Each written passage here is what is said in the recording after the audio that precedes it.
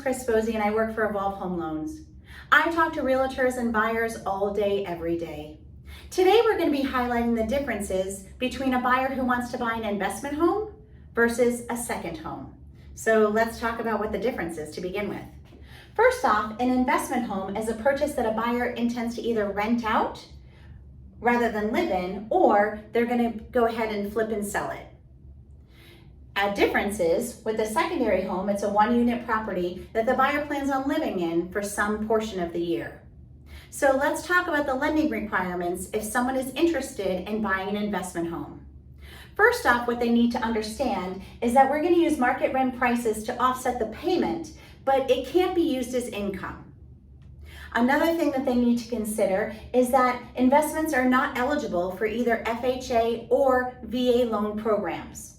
There's a minimum of 15% down payment required and a FICO credit score minimum of 620. There is financing available for multi-unit properties, and we can go ahead and discuss that with your borrower if they're looking at a multi-unit complex. What buyers must also understand is that interest rates are considerably higher for investment homes. Why do you ask? Because it's a higher risk. So let's talk about that in comparison with buying a second home.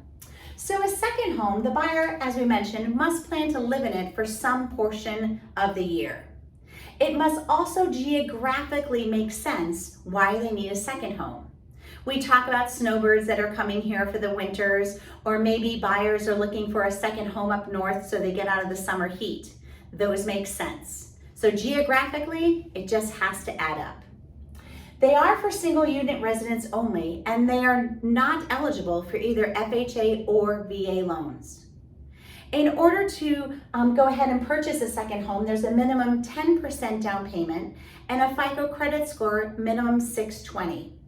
What we also need to tell buyers is that we have to factor in both mortgage payments as part of their debt-to-income ratio calculations, both their primary residence and the second home. And again, just as with investment homes, interest rates are higher than primary residences. Why? Again, because it's a higher risk. So what's our takeaway for talking about investment homes and secondary homes? Do your due diligence. Talk to a lender. We welcome the opportunity to talk to you specifically about what the requirements are before you go ahead with that type of purchase. We look forward to working with you and your borrower soon.